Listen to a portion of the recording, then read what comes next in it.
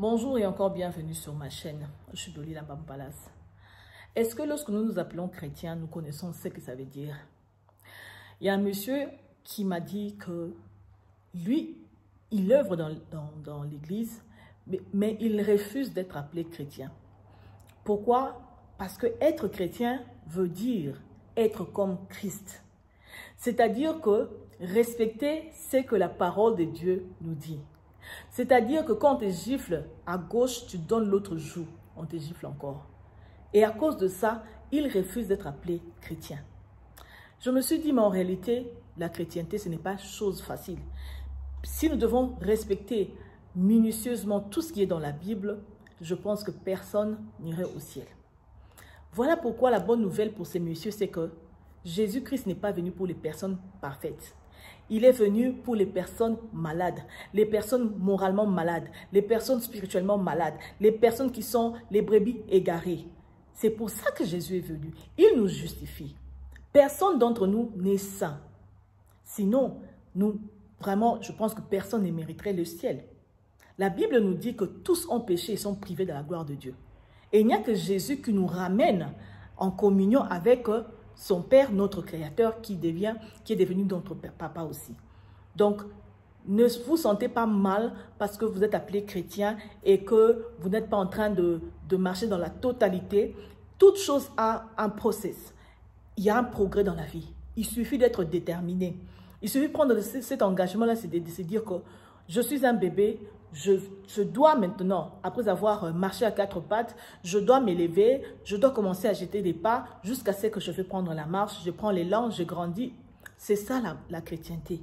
On ne reste jamais bébé spirituel à vie. On progresse.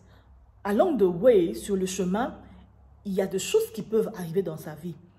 Ne te sens pas, disons, brisé, ne va pas loin de Dieu parce que quelque chose s'est passé dans ta vie. N'enlève pas ton étiquette de chrétien. Parce que le nom chrétien, c'est vraiment une étiquette. La réalité de la chrétienté, c'est la vie personnelle que tu mènes avec Jésus. La vie personnelle que tu mènes avec ton Dieu. Combien tu le respectes. Comment tu l'aimes. Comment tu es prêt à être humble devant lui, à recevoir, à obéir à ce qu'il est en train de dire. C'est ça la marche d'un chrétien. Donc, ne te sens pas mal.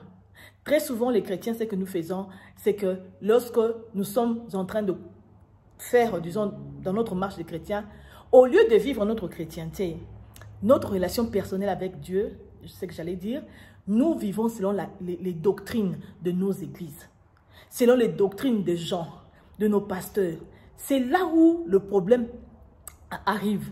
Parce que lorsque tu vis selon la doctrine de ton pasteur, selon la doctrine de ton église, tu ne peux pas t'appeler chrétien. Parce que la chrétienté, c'est question de relation personnelle avec Dieu. Si tu vis selon ta doctrine, la doctrine de ton pasteur, de ton église, tu vas vivre avec hypocrisie. Tu vas vivre avec hypocrisie.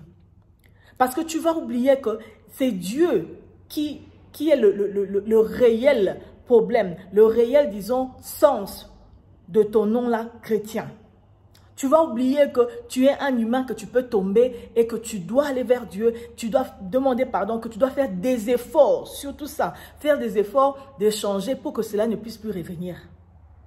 Tu vas oublier ça? Tu vas commencer à regarder l'église, tu vas paraître comme une personne parfaite, presque même sainte. Tu vas te peindre en blanc. Tu vas veiller à ce que tu puisses te peindre tout le temps en blanc. Mais par contre, ta réelle vie, ta vie personnelle avec Dieu n'existe pas.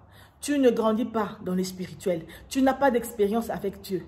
Tu ne lui parles même pas. Tu viens seulement quand tu vas à l'église, tu pries en général comme tout le monde. C'est le seul moment que tu passes avec Dieu. Tu n'es pas en connexion profonde avec Dieu parce que tu vis selon la doctrine. Tu n'es pas en connexion profonde avec Dieu parce que tu vis selon les gens, parce que tu dois être peint en blanc devant les gens, pas devant Dieu. Parce que si tu as la vie peint en blanc de l'intérieur, c'est-à-dire ta relation personnelle avec Dieu, elle est bonne, tu seras rassuré partout où tu es de proclamer que tu es chrétien. Généralement, c'est parce que nos vies ne sont pas en ordre que nous essayons, nos vies intérieures ne sont pas en ordre que nous essayons so hardly de pouvoir peindre nos vies extérieures en blanc pour que nous soyons étiquetés des perfect people, les bonnes personnes, les bons pasteurs. Mais à l'intérieur, nous sommes pourris. La bonne nouvelle est que, quel que soit là où tu es, que tu sois tombé, que tu sois comment, dans quel mal, dans quel bout, c'est juste question de décision. Si tu prends la décision aujourd'hui d'arrêter, demander pardon, Jésus va te sortir de la boue, il va te laver avec son sang et tu vas continuer ta marche avec Dieu. Tu n'auras pas besoin de prétendre parce que tu auras une vie de chaque jour, une communion avec ton Père, une communion avec ton Sauveur. Les yeux des gens, les regards des autres ne vont plus du tout te déranger. Mais tu sais que tout ce que je le fais en communion avec mon Dieu. Je le fais pour faire plaisir, pour obéir à celui en qui j'ai cru, en mon Sauveur. Ainsi, tu ne vivras plus hypocritement. Quel que soit ce que les gens vont dire sur toi, ce qui va compter, c'est ta relation avec Dieu, parce que c'est lui qui connaît ton vrai, et c'est lui qui juge avec justice. Donc, tu as plus besoin de réparer ta relation avec Dieu que de réparer ta relation, ou bien de prétendre d'être vu aux yeux de gens comme un saint, aux yeux de l'Église comme un saint. Que le Seigneur vous bénisse. Abonnez-vous, cliquez sur la cloche. On se voit à la vidéo prochaine et n'oubliez pas de partager la vidéo.